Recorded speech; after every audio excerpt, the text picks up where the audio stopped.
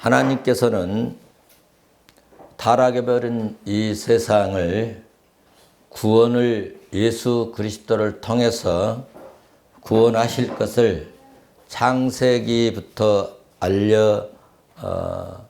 알려주시고 또 시작하셨습니다. 이러한 하나님의 구원의 계획과 방법을 우리 인간에게 알려주시는데 방법으로 여러 가지 다양한 방법을 동원하여 또 방법을 사용하여서 우리 인간들에게 그 구원의 계획을 알려주셨습니다.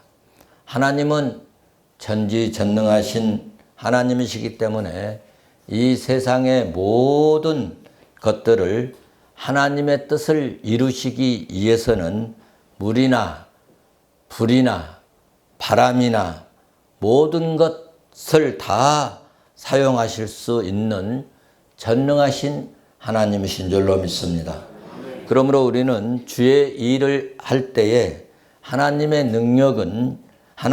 능력을 내 생각으로 혹시 제한하지 말고 이런 것도 하나님이 하실 수 있을까? 이런 일은 안 될 거야 라고 내가 미리 정하지 말고 정말 하나님의 능력의 한계성을 제한하는 어리석음에 빠지지 않도록 조심해야 될 줄로 압니다. 바울은 빌립보서 4장 13절에서 내게 능력 주시는 자 안에서는 내가 모든 것을 할 수 있다. 그렇게 고백하였습니다. 우리가 믿는 하나님은 안 되는 것을 되게 할 수 있습니다. 없는 것도 있게 하시는 하나님. 그래서 하나님은 창조주 하나님이십니다. 그러므로 우리 푸른성교회 우리 식구들은 전능하신 하나님을 온전히 믿고 신뢰하고 죽은 자도 살리시고 바람과 풍랑도 다스렸던 우리 주 예수 그리스도를 확실히 믿는 믿음의 종들이 될 수 있기를 주의 이름으로 축원합니다. 이 세상 사람들 중에는 아주 날 때부터 천부적인 소질이 참 뛰어난 사람들이 재능이 타고난 그런 사람들이 있는가 하면은 어떤 사람은 정말 소질이 없는데 재능이 없는데도 불구하고 아주 부단한 노력을 통해서 자기 재능을 개발해서 노력한 그 분야의 지도자가 되거나 또는 권위자가 되는데 이런 사람을 만들어지는 그런 사람이라고 말할 수 있습니다. 그래서 어떤 책 제목을 보면 믿음이 만든 사람 그런 책도 있습니다. 우리는 주의 일에 타고난 재능이 없을지라도 믿음으로 만들어져가는 일꾼이 될 수 있기를 주의 이름으로 축원합니다. 사도행전에 나오는 두 인물이 있는데요. 사도 바울과 베드로입니다. 사도행전의 전반부에는 이 사도 베드로가 주인공으로 이 뱃사람이었고 어부였고 가난하고 또 못 배운 사람이었지만은 혜성처럼 등장했는데 후반부에 가서는 사도 바울이 우리 생각에 사람 생각에 전혀 예상을 하지 못하고 그 예상을 깨고 주인공으로 자리를 이제 차지하게 된 것을 보게 됩니다. 바울과 베드로는 여러 가지 면에서 아주 대조적인 그런 사람입니다. 성격, 환경 이런 부분을 보면은 아주 대조적인 그런 면을 가진 두 사람입니다. 예를 들자면은 사도 바울은 굉장히 일관성이 있습니다. 이거 없애버려야 돼. 그러면 끝까지 가려고 하는 그런 일관성을 가지고 있습니다.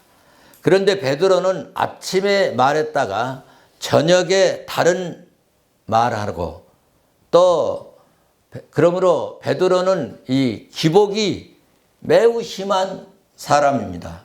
바울은 타고난 지도자형이라면은 베드로는 어디든지 안 끼는 데가 없는 그런 사람이었어요. 그래서 많은 실패와 경험을 통해서 만들어진 지도자라고 할 수 있습니다. 베드로는 일단 저지르고 보는 그런 스타일이었습니다. 예수님께서 십자가에서 죽으실 것을 말씀하실 때 베드로가 뭐라고 했습니까? 그럴 수 없습니다. 절대로 그럴 수 없습니다. 그때 예수님의 칭찬을 받은 것이 아니라 사단아 내 뒤로 물러가라.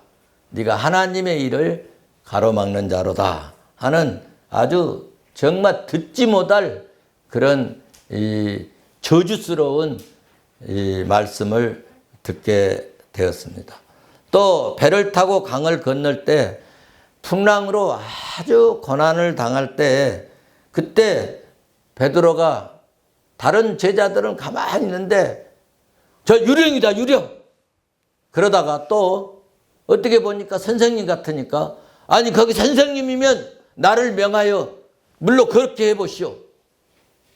그래서 예수님께서 베드로야 걸어오라 할 때 베드로가 배에서 내려서 물 위로 첨벙첨벙 걸어가는 그런 일도 있습니다. 조금 전에는 귀신 같은 사람, 유령 같은 사람, 조금 후에는 선생님 이렇게 했고 또 주님을 바라보고 가다가 금방 또 풍랑 바라보고 물로 빠져 죽게 될 뻔했던 그런 사람이었습니다. 그런데 말이죠. 성령을 받은 후에 달라졌다는 겁니다. 성령 받으시기를 바랍니다. 오늘 본문 말씀을 보시면 비몽사몽간에 환상을 보게 되죠. 환상을 본 후에 그 의미가 무엇인가 멀떨히 생각하는 베드로의 모습을 우리는 본문에서 살펴볼 수가 있습니다. 여러분 17절 말씀을 보면은 베드로가 본 이 환상이 무슨 뜻인지 속으로 옛날 성경에는 의심하더니 그렇게 표현하는데 이번에 번역된 성경에는 의아하다. 이럴 수가 있어? 이런 일도 있어? 아주 의아하게 생각하는 그런 이렇게 모습을 취하고 있어요. 그런데 여기 원문의 뜻은 여기 의심하다, 의아하다 이 원문의 뜻은 깊이 관찰한다라는 그런 뜻을 가지고 있습니다. 그러니까 예전 같으면 환상을 에이 이런 개꿈이야 이거 이렇게 일축해 버릴 텐데 이제 베드로는 환상을 보고 주님께서 주시고자 하는 메시지가 무엇일까? 멀쩡히 생각하고 깊이 생각하고 깊이 관찰하는 그런 사람으로 바뀌어졌다는 것입니다. 여러분도 성령을 받으시면 여러분 그냥 보는 대로 즉시 그냥 막 성질대로 하지 말고 깊이 생각하고 깊이 좀 더 내가 이렇게 하면 이런 말을 하면 이런 행동을 하면은 어떻게 다른 사람들이 생각할까? 주님이 보실 때 어떻게 나를 보실까? 이러면서 좀 달라질 수 있기를 바랍니다. 하나님의 역사와 하나님이 어떤 일을 하실 때 보면은요, 매우 역동적입니다. 사도행전 10장에서도 베드로를 통해서 이 고넬료의 집에 성령을 부어주시고자 하는 하나님의 계획이 있었죠. 하나님의 이 계획을 이루시기 위해서 고넬료에게도 성령이 나타나시고 하나님이 나타나시고 그리고 또 바로 동시에 베드로에게도 하나님이 나타나셨다고 하는 사실입니다. 고넬료에게는 베드로를 집으로 초청하라고 하시고 베드로에게는 이제 그에게 집으로 가라고 명령을 하십니다. 그러니까 하나님이 일하실 때는 역동적으로 일을 하셔요. 제가 여러분에게 메시지를 증거하고 나는 말씀을 증거했는데 하나님께서 일하실 때는 여러분들을 움직이시고 여러분들의 마음을 움직이셔서 일을 되게 만들어 버리신다는 것입니다. 할렐루야. 이런 일이 우리에게도 있어지시기를 주의 이름으로 축원합니다. 베드로는 이제 그의 집으로 가라고 명령을 받습니다. 그런데 그럼에도 불구하고 이 베드로의 입장에서는 쉽게 결단할 수가 없었어요. 9장에서 여러분 베드로는 중풍병으로 8년 동안 누워있던 이 애니아라고 하는 이 사람을 예수의 이름으로 정상으로 회복시키는 그런 기적의 역사를 일으켜서 하나님의 능력을 체험했지 않습니까? 그리고 기도할 때 죽은 자가 살아나는 기적이 일어나지 않았습니까? 이렇게 기적과 이적을 체험하고도 베드로는 이방인에게로 간다는 것이 쉽지 않았다는 것입니다. 왜냐하면은 제가 여러분 자주 말씀드렸는데 그 당시에 유대인과 이방인들 사이에는 벽이 너무너무 여러분 두꺼웠기 때문인 것입니다. 그런데 10장에서 유대인들과 이방인의 벽을 허물어 버리시는 이 하나님의 역사를 우리는 보게 되는데 여러분 지금도 복음은 그러므로 이 벽을 허물고 여러분 이 빈부의 벽을 허물고 그러니까 교회에는요 정말 참 신비한 것이 굉장한 부자도 있을 수 있고 교회는 아주 가난한 사람도 있을 수 있고 이 빈부의 벽을 깨버립니다. 어떤 모임에 가면 부자들만 모이는 모임이 있고요. 어떤 모임 가면 판사들만 모이고 어떤 모임은 뭐 경찰청장들만 모임이 있어요. 청장들만 모여서 이거 뭐라고 그러죠? 골프를 치고 뭐 그렇게 합니다. 예. 그런데 교회는 박사도 있고 무학자도 있고 교회는 가난한 사람도 있고 또 부자도 있고 또 넉넉한 사람도 있고 또 풍요롭고 그런 분도 있지만은 털 허덕이면서 사는 그런 분도 있지만 그렇다고 따로따로 노는 게 아니라 교회에서는 하나 되는 역사가 일어나는 것입니다. 그래서 보혈은 십자가는 주님은 복음은 이런 이 벽을 무너뜨리고 깨버리고 부셔버리는 그런 허물어버리는 그런 역사가 일어난다는 것입니다. 우리나라도요 하나가 되려면 복음만이 가능합니다. 그러려면 교회가 먼저 깨어나야 하고 성도가 깨어져야 될 줄로 믿습니다. 하나님은 대한민국을 사용하시기를 기뻐하십니다. 나라를 두 쪽 갈라지게 하는 원수 마귀가 물러갈지어다. 여러분 기도하시기를 바랍니다. 우리가 지금 우리나라는 특별히 지금 내란이니 혼란이니 하는 이런 것도 다 마귀가 역사하고 마귀가 이용하는 것입니다. 여러분 예수 믿는 우리는 마귀에게 속지 말고 말씀으로 무장된 성도가 될 수 있기를 주의 이름으로 축원합니다. 주님은 오늘도 하나 되기를 원하신 줄로 믿습니다. 에베소서 2장 14절 말씀을 보시면은 그는 우리의 화평의 신이시라 둘로 하나를 만드사 할렐루야. 에베소서 2장 11절에서도 11절에서 18절까지 쭉 말씀을 보면 예수 그리스도의 피로 예수 그리스도의 피가 예수 그리스도의 십자가의 역사로 화평하게 하시고 가깝게 하시고 할렐루야. 예수 그리스도 안에서 화평하시기로 원하심을 간절하게 말씀하고 있습니다. 그러므로 우리 예수 믿는 그리스도인들은 지역 감정 이거 없애버려야 합니다. 여러분 우리는 전라도 경상도가 아니라 대한민국입니다. 대한민국 사람입니다. 우파 좌파가 아니라 대한민국 백성입니다.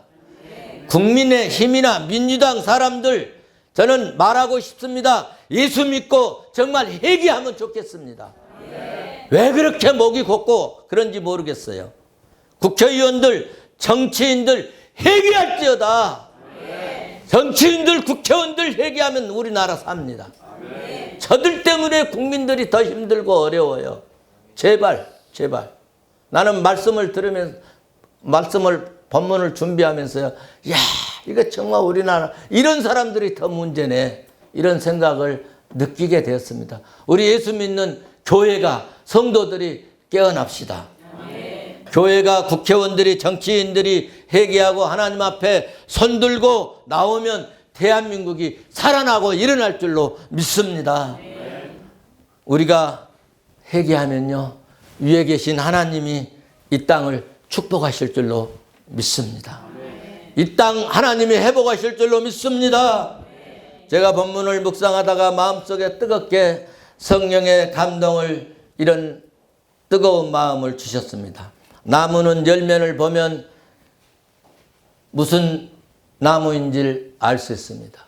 저는 옥상에 나무를 한 그루 심었는데 그것이 앵두나무인 줄 알았는데 나중에 꽃 피고 열매 맺어보니까 앵두나무 아니어서 작년에 뽑아버렸습니다. 열매를 보아야 이게 무슨 나무인 줄을 확실히 알 수 있습니다. 사람은 행동하는 것을 보면 어떤 사람인 줄 알 수 있는 것입니다. 우리는 믿음으로 행동해서, 복음으로 행동해서 성령의 열매를 맺을 수 있기를 주의 이름으로 축원합니다.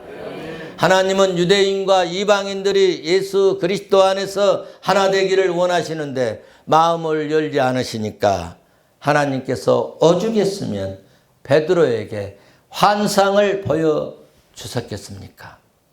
하나님은 언제나 적절하게, 적절한 때 역사하신 줄로 믿습니다. 한번 받아서 합시다. 하나님은 언제나 적절한 때 역사하신다. 여러분, 우리는 기도하고 응답이 없으면 응답받지 못했다고 간주하고 실망하고 좌절하고 또 낙담하기도 합니다. 그러나 꼭 알아야 할 것은 하나님의 때가 있다는 사실입니다. 여러분, 하나님의 시간이 있다는 것입니다. 예수 그리스도께서 이 땅에 오실 때도 이스라엘 백성들이 그렇게 목이 메이도록 간절히 애타게 메시아가 오시기를, 메시아가 이 땅에 오시기를 간절히 기다렸지만 자기들이 원할 때 오시지 않았다는 거예요. 언제 오셨습니까? 갈라디아서 4장 4절 말씀을 보십시오. 때가 참해. 때가 참해. 하나님이 그 아들을 보냈다. 때가 참해. 누가복음 22장 14절에서도 때가 이름에 예수님께서 사도들과 함께 앉으셨다. 언제? 때가 이름에. 마가복음 1장 15절에서도 이르시되 때가 찼고 하나님 나라가 가까이 왔으니. 때가 있다는 거예요. 때가. 구약에서도 에레미야서 23장 5절에서 여호와의 말씀이니라. 보라, 때가 이르리니. 때가 이르러야 된다는 거예요. 때가.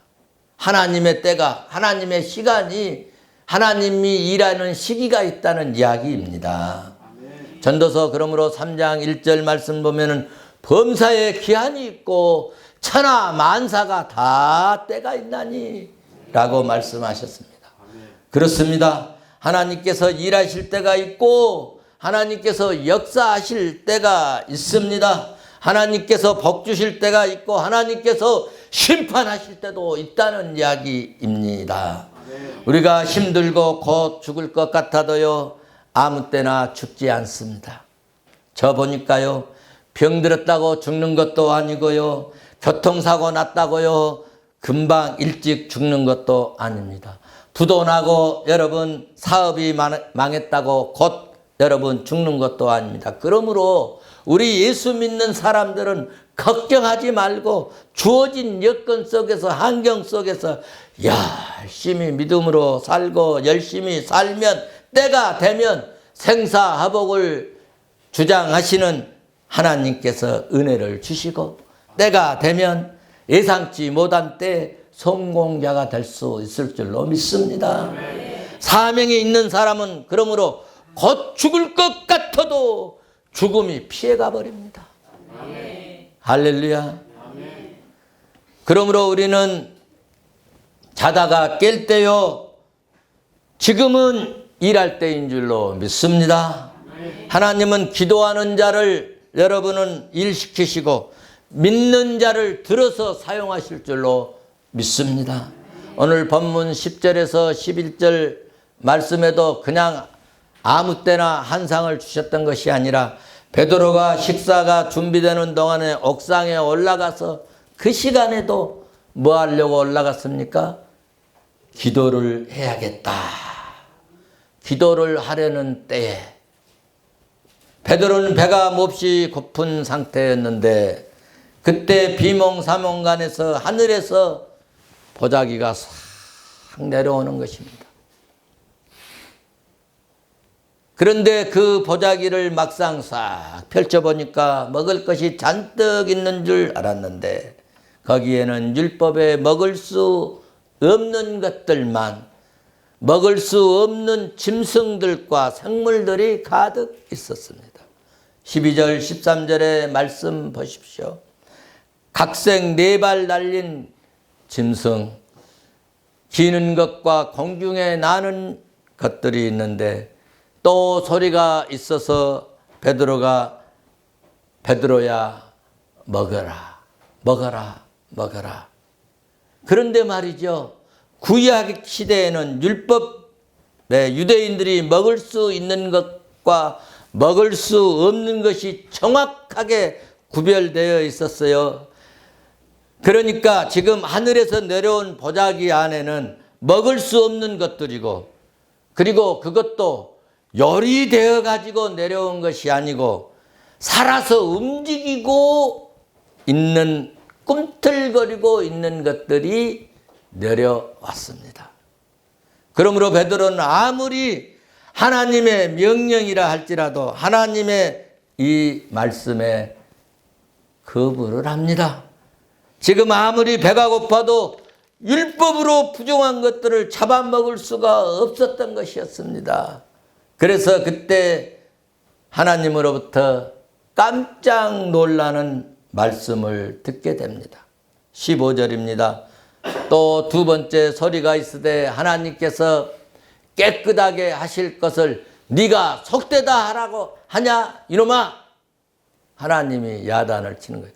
내가 깨끗하다고 하는데 네가 왜 더럽다고 네가 정죄하냐는 말이야. 하나님이 책망을 하시는 것이죠. 그런데 말이죠, 수천 년의 비밀이 옥상에서 베드로가 본 환상을 통해서 풀려졌습니다. 이 먹을 수 없는 짐승이 뭐냐? 이 먹을 수 없는 짐승이 뭐냐? 바로 이 먹을 수 없는 이 짐승이 바로 우리 그 TV에 노래자랑 할 때 점수를 공개하려고 할 때 바로 우승을 그렇게 하더만. 이 짐승이 뭐냐? 바로 그 짐승은 이방인이었다는 것입니다. 이방인이었다는 것입니다. 이방인들은 그들의 생활 방식이나 습관이나 생각들이 달라도 너무너무 달랐고요.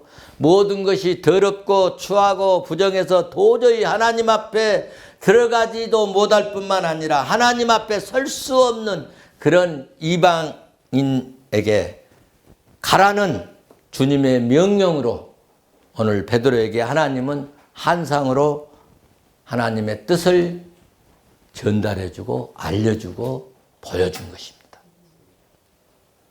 초대교회 안에 편견이 있었습니다. 그것은 유대인이 바라보는 이방인에 대한 편견이었습니다. 우리가 익히 알고 있는 것처럼 유대인들은 이방인들을 뭘로 취급했습니까? 개 취급했습니다. 그런데 이방인들 가운데 복음을 듣고 예수 믿고 하나님 앞에 나오는 사람들이 하나 둘씩 생겼다는 것입니다. 유대인들은 하나님이 자기들만 선택된 선민이고 하나님의 백성이라고 자부했는데 이제 이방인들 중에도 그리스도인들을 어떻게 교회 안으로, 교회 공동체 안으로 영입할 것인지 고민하게 되는데 그때 하나님께서 베드로에게 환상을 보여주신 것입니다. 여러분, 하나님은 이렇게 일하십니다. 베드로에게 보여준 환상은 율법적으로 도저히 먹을 수 없는 것들을 보여주셨습니다. 유대인들이 더럽게 취급하는 4발 달린 짐승의 베드로 앞에 환상으로 나타났습니다. 그런데 그때 소리가 들려옵니다. 내가 받았으니 너도 받으라. 할렐루야. 그리고 이 동물을 하늘로 샥 올려가는 것입니다. 무슨 환상이냐? 무슨 의미냐? 이방인들도 내가 용서하고 이방인들 내가 받아들고 이방인들도 하나님 백성으로 받아들인다. 아멘. 할렐루야. 아멘. 하나님이 이방인을 받으신 것입니다. 그리고 베드로가 고민하고 있을 때 그때 마침 고넬료의 종들이 찾아왔습니다. 바로 그 시간, 그때에 정확한 시간에 찾아와 문을 두드리고 노크를 합니다. 바로 그때 성령께서 또 말씀합니다. 19절 말씀을 보면 베드로가 환상에 대하여 생각할 때에 성령께서 저더러 어떻게 하셨어요? 말씀하시되 그 사람이 너를 찾으니. 할렐루야. 여기서 드디어 베드로는 이방인에 대한 편견이 깨져버린 것입니다. 이방인에 대한 편견이 무너져버린 것입니다. 베드로는 하나님께서 주신 말씀을 듣고 개취급했던 이방인, 침을 뱉고 쳐다보지도 않았던 이방인의 집을 향하여 드디어 이방인의 집을 향하여 발을 내딛고 출발을 합니다. 베드로는 마음속에 사로잡고 있었던, 베드로의 마음속에 사로잡고 있었던 이방인에 대한 선입견이 무너지고 선입견을 버리고 이방인에 대한 편견을 극복한 성숙한 믿음을 보여주게 된 것입니다. 우리도 저 사람은 정말 예수 믿지 않을 거야. 아유, 저 사람은 무슨 주의 일을 할 사람이야. 여러분, 사도 베드로 같은 사람도 예수 믿고 일꾼 되고 그렇게 핍박했던 사도 바울도 예수 믿고 주의 일꾼이 되었습니다. 아멘. 여러분, 그러니 우리 마음속에 있는 편견을 우리는 제거합시다. 그리고 보혈로 우리의 마음을 씻어버리고 그리고 보혈의 길을 걸어 나아가는 그런 사람들을 우리는 환영하고, 여러분, 보혈의 길을 향해서 나아가는 자를 우리는 박수치고 축복해주는 그런 성도가 되었으면 좋겠습니다. 예수 이름으로 우리는 편견을 예수 이름으로 하나 되게 하고 예수 안에서 한 공동체를 이루어가라는 성령의 음성을 듣는 정말 고상한 그리고 성숙된 그런 우리 성도들이 다 되어져서 우리는 어떤 사람도 주의 몸된 교회에 발딛기만 하면 환영하고 보혈의 피가 그 발에 묻혀지는 그 모습을 보면서 우리는 기뻐 뛰노는 저와 여러분들 되시기를 주의 이름으로 축원합니다. 축원합니다.